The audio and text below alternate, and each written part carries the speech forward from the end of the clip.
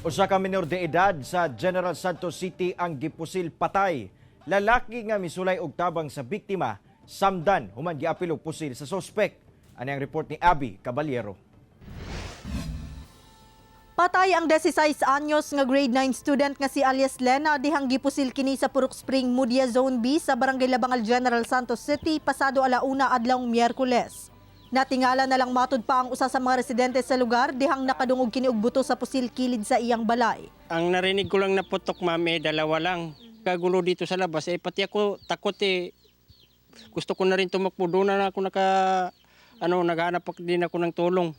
Pagbalik ko ng bahay, nakita ko yung babae dito. Sumala sa amahan niini Domingo ulahing nakauli sa ilang panimalay ang biktima. Wala sab kini masayod kung kinsa ang kaubanan sa iyang anak. Yung mga barkada zero, pero hindi ko namang ilado yung mga barkada niya. Samdan sab ang misulay og tabang sa biktima nga si J. Claro Rom, 35 anyos. Hinahabol ang suspect yung minor na babae. Nakita allegedly itong lalaki na baril. At yun sana yung tutulong, but yun na, unfortunately, pinagpalingan siya ng suspect kaya natamaan yung mukha niya. Doon sa hospital ngayon, pero buhay yun at yun ang magiging isang witness natin.